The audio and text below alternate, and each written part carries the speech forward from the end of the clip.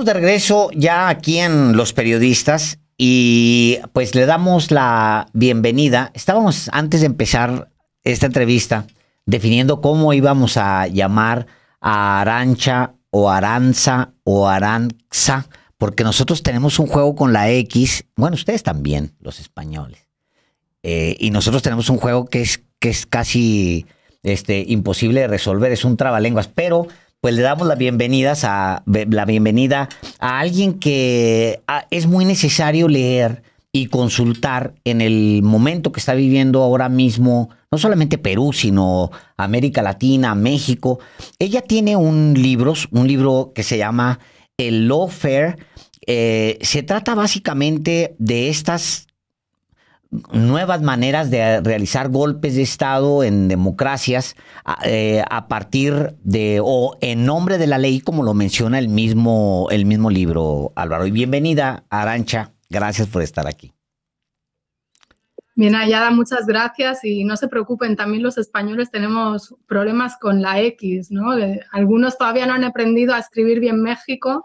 y lo siguen escribiendo con J. Sí. Así que... Efectivamente, era lo que iba yo a señalar ahora que hablabas de eso. Pues siguen escribiendo México con J. Y bueno, es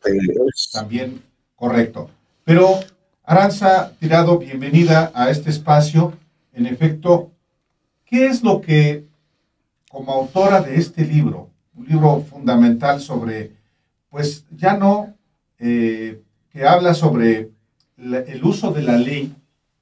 para derrocar, remover, inhabilitar gobiernos y gobernantes, como lo estamos viendo en el caso de Perú, pero ya lo vimos en el caso de Luiz Inácio Lula da Silva en Brasil, que fue a dar hasta la cárcel, y lo hemos visto también esta misma semana en Argentina con la vicepresidenta de ese país, pero no son los únicos casos. Pero para hablar de entrada, ¿qué es el lawfare o la guerra judicial que se vive en América Latina de manera específica? Bueno, pues el lawfare es una táctica bélica que entronca por su mismo nombre etimológicamente con el concepto de guerra y que ha sido teorizado no exclusivamente, pero principalmente por analistas y estrategas militares, como el uso de la ley para obtener objetivos bélicos sin disparar, neutralizar a un enemigo político, aniquilarlo, etcétera. Y es un procedimiento que se viene produciendo en la región, yo diría que incluso desde tiempos del desafuero Andrés Manuel López Obrador en 2004, y que luego hemos encontrado diferentes casos donde se repiten unas pautas, digamos, que serían los requisitos para hablar de lawfare, que sería una persecución judicial, armar causas con mayor o menor sustento, generalmente con poco sustento, por temas que pueden ser peregrinos, pero singularmente por una lucha contra la corrupción. Sin duda también el papel fundamental de los medios de comunicación para amplificar esas causas que a veces, insisto, no tienen sustento, pero que se ejecuta a través de los medios una presunción de culpabilidad a priori, antes incluso de que existan sentencias. Y luego un elemento fundamental que son los intereses geopolíticos, es decir, el uso del lawfare para mantener una correlación de fuerzas política que sea favorable a los intereses de expansión de las empresas de Estados Unidos en la región. Esos serían los elementos. Ahora bien, yo en mi libro hago una distinción, es decir, tenemos por un lado los casos de lawfare, como pudieran ser Lula da Silva en Brasil, Cristina Fernández en Argentina, Rafael Correa en Ecuador, lo que he mencionado del desafuero a López Obrador, más otros casos contra funcionarios intermedios de sus respectivas administraciones, sobre todo en el caso argentino y ecuatoriano. Pero también hay casos que no entrarían 100% en un lawfare, pero sí adoptan elementos del lawfare, es decir, de uso de la ley, bien sea ley electoral, de uso de las instituciones, es decir, un golpismo donde se puede utilizar bien sea al Parlamento, bien sea a organismos internacionales bien sea a todo tipo de organismos, como pudieron ser el golpe de Estado contra Manuel Zelaya en Honduras en 2009 o el derrocamiento de Fernando Lugo en 2012 en Paraguay. Y yo insertaría este caso concreto del presidente o expresidente ahora Pedro Castillo en Perú en este segundo grupo, donde no encontramos exclusivamente ese uso de la ley, que también está presente, ¿no?, con esos elementos judiciales de persecución judicial, también desde instancias electorales y más, pero también hay otros elementos de protagonismo del Congreso, de choque de instituciones entre el poder ejecutivo y el poder legislativo, y de uso también de esas instituciones para el derrocamiento de presidentes. A darse estos golpes internos, golpes de Estado, Arantxa, se necesita coordinar a muchas fuerzas que operan de manera coordinada, y no se trata nada más de digamos, un buró, un despacho de litigio estratégico, como suele llamárselos, porque hay varios por toda América Latina, sino una coordinación con otras fuerzas igualmente poderosas, poderes de facto, como el poder económico, los medios, el poder judicial, incluso tomar los congresos y utilizar los congresos. ¿Cuáles son las condiciones que permiten, pues, esta utilización de todo un aparato para derrocar regímenes democráticos? Sí, efectivamente hay una conjugación de diferentes poderes fácticos que se articulan para acometer estos golpes contra los mandatos legítimamente elegidos por las urnas. Y también un elemento, aparte de los que mencionabas, del poder económico, que puede ser nacional o internacional, también del poder mediático, que muchas veces, aparte de los oligopolios o duopolios existentes en los países, está esta conexión de proyección internacional también de las noticias, con uso de redes sociales, ¿no?, para multiplicar esa, digamos, guerra psicológica de asentar esa verdad. El poder judicial también articulado y al servicio de intereses, aplicación extraterritorial de leyes de Estados Unidos en la lucha contra la corrupción, que también lo hemos visto. Y hay un elemento fundamental que es también la participación de aparatos de inteligencia, de sectores del Estado que a veces están en activo, pero a veces no, y a veces son como un Estado paralelo. En estos días, Cristina Fernández, en respuesta a la sentencia, hablaba de un partido judicial y de la mafia, ¿no?, de cómo hay un Estado paralelo en Argentina. Esto nos resuena mucho aquí en España, porque en los últimos tiempos se está hablando de estas cloacas del poder que están articulándose y sacando una serie de casos que se está demostrando que están armados y que no tienen ningún tipo de sustento contra los líderes de Unidas Podemos, y que, bueno, además cloacas del Estado con participación de expolicías, pero también con personajes en activo, o sea, gente que está al mando de ministerios de defensa, que está con puestos relevantes también en el Poder Judicial. Entonces, eso nos lleva a un debate sobre de quién es el Estado. O sea, los estados, ¿es suficiente con ganar elecciones y llegar al gobierno para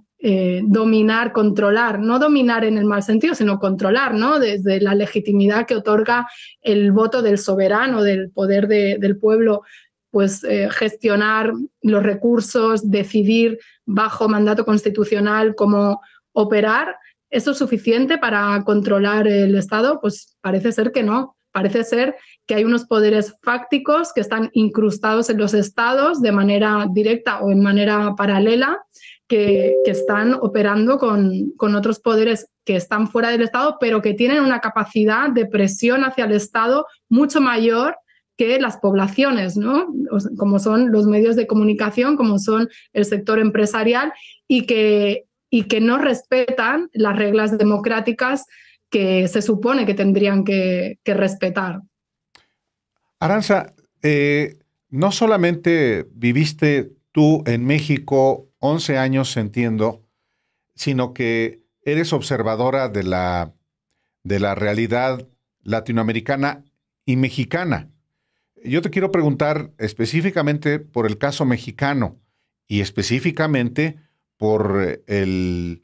gobierno de Andrés Manuel López Obrador, que ganó el gobierno, pero siguen existiendo poderes. Tú ya los mencionabas: el poder económico, el poder mediático, parte del poder o el poder judicial, todavía muy cooptado por el antiguo régimen, y otras fuerzas, no solamente fácticas, sino institucionales, como el Instituto Nacional Electoral, el Tribunal Electoral del Poder Judicial de la Federación, el INAI, otros aspectos de la vida institucional de México, otros ámbitos de la vida institucional de México formales, que están también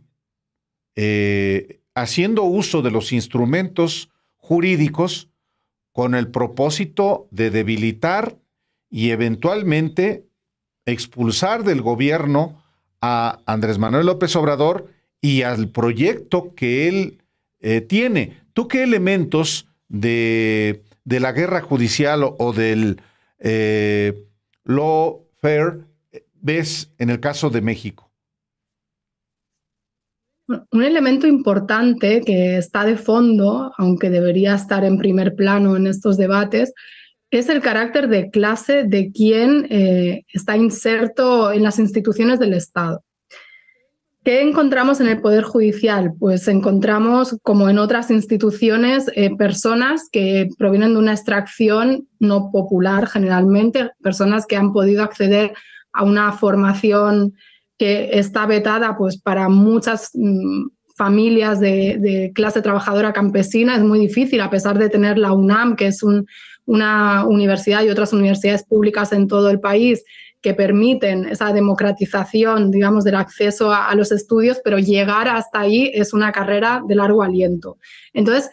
hablamos de sectores que están copados por unas élites donde la clase dirigente ha colocado a sus vástagos y que se reproducen, y que ante un proceso de transformación que implica también una democratización en algunos aspectos, ¿no?, de apertura de medios, que implica la entrada a la dirigencia estatal y de las instituciones de personas que no provienen, digamos, de esa casta, como le gusta decir a Podemos del inicio, pero bueno, podemos utilizar otra palabra, ¿no?, a esos sectores tradicionalmente... Exactamente, reacciona de una manera muy corporativa y con una rabia que, bueno, hemos podido ver no solo en el caso mexicano. O sea, yo creo que es algo que se ha presentado en cualquier proceso de transformación de América Latina y el Caribe, con esas clases medias, entre comillas, que salen a la calle hablando de que no hay democracia, que no se respetan la libertad, el mercado, etcétera. Entonces, esto es un elemento que creo que es muy importante. Y luego el elemento geopolítico del papel de Estados Unidos y su injerencia en la política mexicana es sumamente compleja, ni se diga, ¿no?, en términos económicos, por los acuerdos, antes el Telecán, ahora Temec, y ni se diga pues todo el tema de la seguridad y lo difícil que es también transformar cualquier estado que además está penetrado en diferentes niveles pues, por sectores del narcotráfico y con, bueno, ustedes lo saben mejor. Y luego también en esa proyección de lo mediático, yo creo que tiene un papel fundamental la articulación de la ultraderecha, y entendiendo que los sectores mediáticos están controlados, a veces son propiedad incluso de grupos de inversión. Obviamente no son proyectos populares, grupos de inversión que, al menos en el caso del Estado español, tienen posiciones políticas realmente reaccionarias y que tienen influencia. Aquí hay un especialista en la ultraderecha, ¿no?, mexicana e internacional, Álvaro, y bueno, no lo voy a explicar yo, pero eso también ayuda como a articular esa ofensiva, que no es una ofensiva nunca nacional, ¿no? Aunque se ataque puntualmente a un mandatario, y además digo, a un mandatario en realidad se está atacando a su pueblo, ¿no? A lo que representa para ese pueblo, sino que es una ofensiva en última instancia que, bajo mi punto de vista, pretende frenar el cambio en la correlación de fuerzas geopolítica que supuso el punto de inflexión de la llegada de Hugo Chávez al gobierno en el año 99 y cómo se articuló desde la izquierda y el progresismo, incluso con apoyo de sectores de derecha soberana, pues toda una serie de mecanismos de concertación e integración política que pusieron a América Latina y el Caribe en una posición protagónica y que supusieron una alerta para Estados Unidos. El libro, yo comentaba, Arantxa, hace un momento con Álvaro Delgado, parece que está escrito, pues al menos muchos de los capítulos, para México, casi con dedicatoria, aunque hable usted de panoramas muy generales. Me imagino que un peruano, un brasileño o un argentino puede sentir exactamente lo mismo que sentimos nosotros al leer el Lawfare, que es un libro muy recomendable. Usted habla, por ejemplo, del papel de los medios, y ese me gustaría que lo ampliara un poco más, pero pone mucho énfasis en la participación de Estados Unidos a través de distintos mecanismos, que también me gustaría mucho que los ampliara, en estos procesos para derrocar desde ciertas instituciones a gobiernos democráticamente electos. Y si me lo permite, voy a leer un párrafo que está en su libro para que la gente entienda de qué se trata realmente de lo que estamos hablando. Dice textualmente, el párrafo dice: de origen militar, el lawfare, como otras estrategias contra insurgentes, se enmarca en un paraguas más amplio de aplicación de guerra psicológica dirigida a conquistar o recuperar el poder perdido por las fuerzas reaccionarias, pero también a convencer a los pueblos a través de sus mentes y corazones, entre comillas, de lo correcto de las políticas neoliberales sobre las que se erige el capital actual. Una guerra psicológica que ha mutado para adaptarse a los nuevos tiempos, ampliándose a ámbitos como las redes sociales y combinándose con otras tácticas de cambio de régimen novedosos, sin perderle de vista las prácticas tradicionales de subversión enmarcadas en la guerra política diseñada en tiempos de la Guerra Fría. Es un párrafo que, si sacamos íntegro y lo aplicamos, como muchos en el libro, y lo ponemos en medio de México, queda exacto, cabe perfecto. Pero me gustaría mucho que hablara sobre el tema de la participación de Estados Unidos, a través de qué mecanismos, hablara sobre la participación de los medios en particular, y luego las redes sociales. Sí, yo creo que se pueden identificar muchas personas porque el libro habla de pautas y de lo que es pautas que se repiten en diferentes latitudes o en diferentes países, para ser más precisa,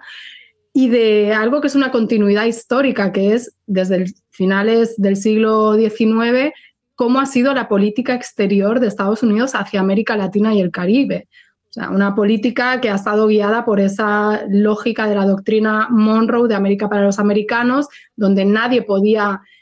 pues entrar a disputar ese ejercicio de la hegemonía, a veces con dominación. Sin duda, una política que no ha dudado en usar a conveniencia el cambio de régimen, cuando ha habido mandatarios que, sin necesidad de ser revolucionarios o comunistas, como se acusaba en tiempos de la Guerra Fría, cualquiera que fuera en contra de los intereses estadounidenses, pues defendían la soberanía de los estados latinoamericanos. Entonces, en ese sentido,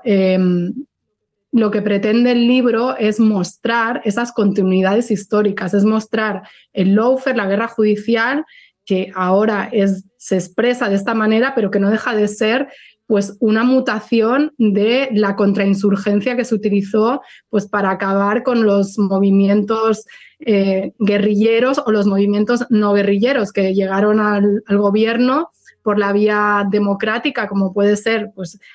todo el gobierno de la Unidad Popular de Salvador Allende en Chile, que fueron derrocados con golpes de Estado, detrás de los cuales siempre ha estado Estados Unidos, y no es una cuestión de que le tengamos manía a Estados Unidos o, como dicen algunos, de conspiranoia. Es que efectivamente no hay más que ver a quién le interesa que caiga un gobierno y además quién está detrás, ¿no? Quién está ahí operando a través de sus embajadas, a través de agentes de inteligencia, a través de desestabilización, a través de toda una serie de elementos que hablan de una concepción del mundo donde Estados Unidos considera que puede hacer cualquier cosa para mantener un orden económico, un orden hegemónico, cualquier cosa, porque ve que está en guerra. O sea, es una guerra, podríamos decir en términos laxos, una guerra de clases, porque esto es una guerra de unas clases dominantes estadounidenses, no necesariamente responde a los intereses del pueblo estadounidense, que se articula con clases dominantes nacionales para esos cambios de régimen. Y obviamente, como una pata más de esas clases dominantes y de esa parte del convencimiento de las mentes y los corazones, ¿no? Que es algo que remite mucho a tiempos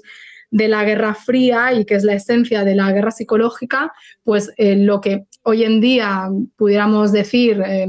guerras de cuarta generación y añadiendo más elementos, las guerras híbridas, y ahí el lawfare también es una parte de esas guerras híbridas, el usar todos los medios al alcance para ese objetivo político que tiene un componente militar, que es acabar con un enemigo. Y en ese sentido los medios de comunicación son fundamentales, más en un mundo donde la opinión pública tiene un peso importante en el sistema internacional, que antes no tenía, sobre todo a raíz de la invasión a Irak. Estados Unidos se dio cuenta de que pues, mucha parte del mundo no se creía su argumentación de que tenía que ir a liberar a Irak por las armas de destrucción masiva, que luego se demostró que no existían. Y entonces ahí tienen que cambiar, también porque los pueblos tienen memoria y se sabe, porque se han ido filtrando documentos de la participación de Estados Unidos en diferentes golpes. Wikileaks también ha hecho su trabajo, ¿no? Para mostrar elementos que permiten hablar de lawfare, o sea, de la participación de Estados Unidos. Entonces, las redes sociales obviamente son un campo de batalla más y muy importante, muy relevante para condicionar esa opinión pública mundial que se necesita para hacer pasar como algo legal, como algo que no va en contra de el orden constitucional, que en realidad sí es algo eminentemente violento, anticonstitucional y antidemocrático. Hay otro elemento importante en este sofisticado esquema de derrocar a gobiernos democráticamente electos, evidentemente de izquierda. No se remueve a los gobiernos que garantizan los intereses geopolíticos, sean de las oligarquías locales o sean de los intereses estadounidenses o de otros países como España o Francia o Inglaterra. Pero la llamada inteligencia, los intelectuales o los think tanks, organizaciones de la sociedad civil subvencionados por Estados Unidos, por ejemplo, ¿qué tan relevantes son en este esquema de generar inestabilidad y de generar condiciones que se materialicen en un golpe de Estado, nada más que ahora no por la vía militar, sino por la vía de la ley? Uh-huh. Hay dos elementos. Por un lado están las ONGs, las organizaciones no gubernamentales, que son estos organismos que emanan de la sociedad civil, que se presentó en los tiempos desde los años 90 en adelante como un elemento positivo, que hablaba de la democratización, de la participación política, la incidencia ciudadana, ¿no?, en las agendas gubernamentales, y que estamos viendo que tiene un lado oscuro, que habla de la posibilidad de utilizar estos organismos para imponer pues, agendas políticas o colocar temas que digamos, sin la legitimidad, ¿no?, de tener como el respaldo que tiene un gobierno que al fin y al cabo pues tiene el mandato de las urnas. Eso no quiere decir que no tengan que existir las ONGs, ¿no? Pero es cierto que han sido utilizadas, sobre todo con financiamiento estadounidense, para esas operaciones de cambio de régimen que conectan con los golpes blandos, de operaciones de influencia política, etcétera. Y luego, por otro lado, están los think tanks, esas voces expertas que juegan un rol paralelo, similar pero diferente, que tienden a justificar también, aunque lo pueden hacer algunas ONGs especializadas, la necesidad de determinadas políticas públicas que vayan en un sentido. Y estos think tanks, sobre todo en el caso de los think tanks estadounidenses, pues han servido de, obviamente, correa de transmisión de unos intereses oligárquicos cuando son think tanks financiados por el gobierno de Estados Unidos o son pantallas paralegales, digamos, de los intereses del gobierno de Estados Unidos. Y ahí, bueno, pues se plantean un debate de cómo manejar esto, ¿no? Cómo qué tanto ponerse a denunciar el papel de ONGs o de think tanks puede ser contraproducente para los gobiernos, o qué tanto, como haciendo una cita bíblica, pagan justos por pecadores, ¿no? Porque hay ONGs que pues tienen propuestas de políticas públicas que no tienen una agenda oculta detrás, pero eso se mezcla en un ambiente enrarecido donde pues se ha utilizado a ONGs y demás para estos propósitos de erosión a los gobiernos de izquierdas. Pero sin duda yo creo que ahí la prueba del algodón para discernir siempre es ir a ver quién financia a quién, ¿no? Porque eso habla también de intereses. Cuando vemos que, por ejemplo, en el caso del lawfare contra Rafael Correa, en uno de los casos había una fundación, Mil Hojas, que tenía financiamiento de la agencia de la USAID, ¿no?, de la Agencia de Cooperación de Estados Unidos, pues podemos dudar un poco de la intencionalidad. A lo mejor sí, efectivamente, los intereses de esos ecuatorianos coinciden con los de Estados Unidos, pero bueno, también ahí está el riesgo de que sean instrumentalizados, aunque ellos, digamos, sean personas inocentes desde el punto de vista de tener una agenda oculta, pero cuando tú, pues al fin y al cabo, estás yendo en el mismo sentido que va a favor de los intereses de un gobierno extranjero, en contra de los intereses, digamos, de un gobierno progresista con mandato popular, pues es normal que se generen suspicacias. Una última pregunta, si me la permite, Arantxa Tirado. Le voy a dar algunas claves. En 2021 nace en México un grupo que se llama Consejo Nacional de Litigio Estratégico, financiado, suponemos, por los empresarios, por un grupo importante de empresarios, pero encabezado por Claudio X González, el cachorro de un corporativo pues muy poderoso, siempre vinculado a los presidentes en México hasta ahora. Y luego hay una red de asociaciones detrás. Por ponerle un ejemplo, hay una organización de este mismo grupo que se encarga de investigar pues los temas, obviamente, que no les afecten a ellos, pero que sí afectan a otros, y luego colocan esos textos en la prensa. Hay otras organizaciones que están muy atentos de lo que sucede en temas de seguridad, y cada uno de ellos participa de alguna forma en este despacho de litigio estratégico.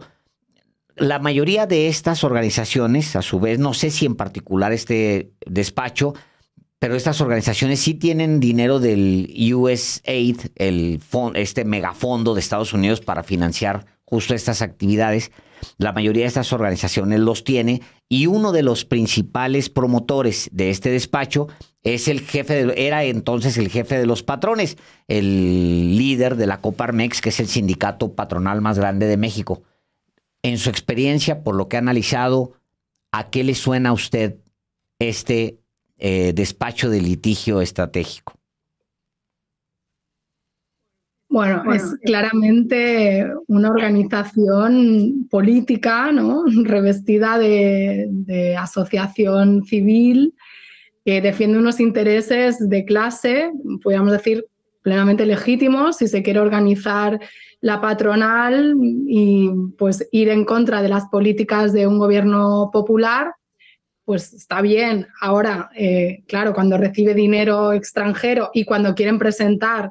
como algo popular lo suyo, cuando sabemos que pues, hay una intencionalidad clarísima del sector empresarial de evitar la llegada al poder de López Obrador ya desde el tiempo del desafuero, ¿no? Como participó Televisa con otros sectores del empresariado mexicano, como lo hicieron luego en 2006 esta campaña de López Obrador, un peligro para México, como insisten, bueno, esto habla también de que aunque López Obrador mantiene buenas relaciones con otros empresarios, ¿no? Con Slim, por ejemplo, y con otros sectores, que es algo que le critica también el sector de izquierda, habla de que hay un grupo, no sé qué tan grande sea o qué tan mayoritario, quizás sí es el principal,